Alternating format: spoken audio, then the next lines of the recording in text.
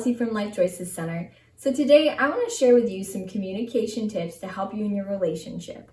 I'm sharing these communication tips as someone who has studied healthy relationships, as well as someone who has been in a serious relationship for a number of years and married. I just want to help you thrive in your relationships and give you and to really thrive, good communication is key. So here are some tips to help you out.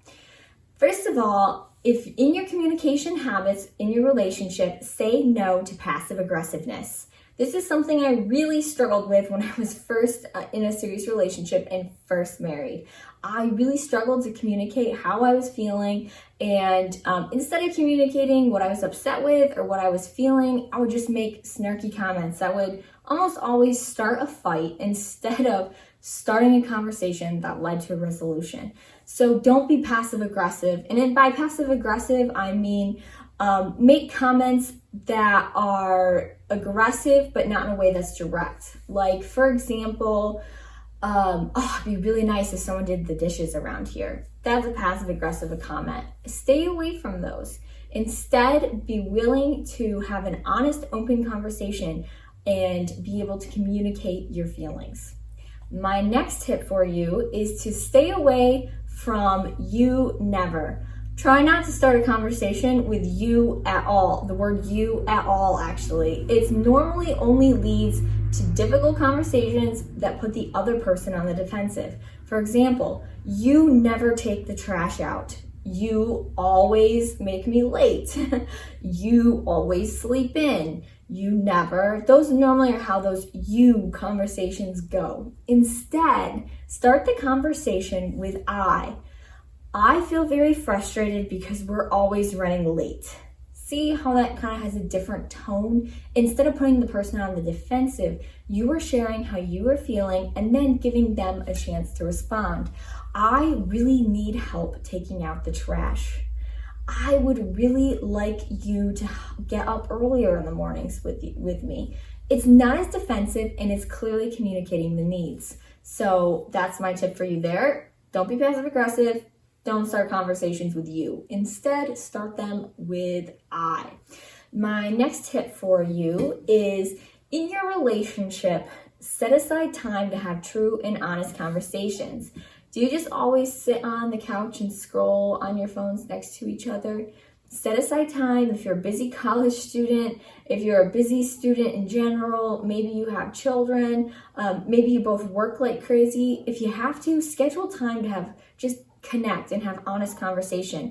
It doesn't even need to be about what you're feeling in your life, like I'm upset. It can just be conversation, connecting with each other and sharing how you're feeling. Set aside time for no phone conversations. If you have to, schedule it in. I know when my husband and I were first married, we were college students that both worked full time. We barely ever actually saw each other, even though we lived in the same home. We were like ships passing in the night. And our relationship really did suffer in the beginning because of that, because we were just living our lives so separately, not even communicating what was going on. For example, he might come home from work stressed, but if I was busy rushing off to work and didn't take the time to talk with him, if I had a few moments, then all I would think is, wow, my husband is so grumpy, instead of knowing what was going on in his life and being able to have empathy for him. Same with me. Sometimes I would just be overwhelmed with assignments and it seemed like I'm ignoring him, and I would never have communicated those assignments and what I was feeling. So it's really easy to have a misunderstanding if you're not communicating. So if you need to, schedule that time in. We're gonna get up 30 minutes early on a Sunday just to sit and have coffee and breakfast without our cell phones. We're gonna have a date night on Tuesday nights. We're gonna catch up between classes. Whatever it may be, carve out even 15 minutes for conversation. My other tip for you is be honest. This kind of goes with the first couple of tips, but good relationships are built on honest communication. Learn how to share how you feel without being someone that is attacking or someone that is aggressive. Learn how to share what you feel calmly, and learn how to just share it. A lot of times we don't share how we're actually feeling. Go back, use those I statements, have honest conversation. It really will make all the difference. If you're upset with something, if you feel like your partner is not meeting your needs in a certain way, don't be afraid to have that honest conversation. I would just challenge you, if you're in a relationship where that person is very defensive or gets angry when you're honest with how you feel, whether it be maybe you're upset about something even at school or something, and they say belittling comments to you or don't want to hear honestly how your day's going or how you feel about your relationship, it might not be a healthy relationship. It might be an unhealthy relationship. And that might be something that you want to assess. Now, one of my other tips for healthy communication is, in addition to not being passive aggressive, not using you statements, but using I statements, and in addition to setting aside time for communication and having honest communication, is don't forget to make time to have fun with each other.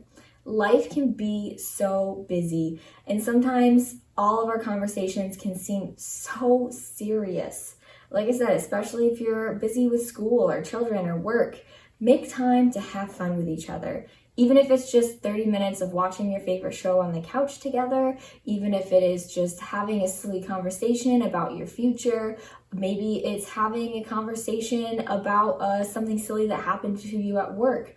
Don't be afraid to share those moments, to share laughter, to share experiences. Healthy relationships with healthy communication, they have fun together. They build that relationship on just being together and having fun. So I encourage you to do that.